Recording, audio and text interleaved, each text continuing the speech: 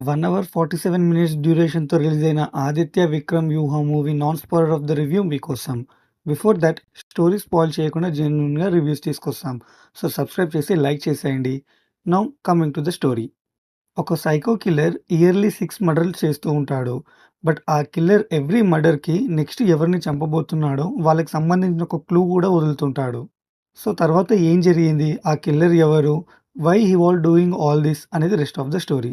Movie చూసాక నా opinion నాకు నచ్చలేదండి.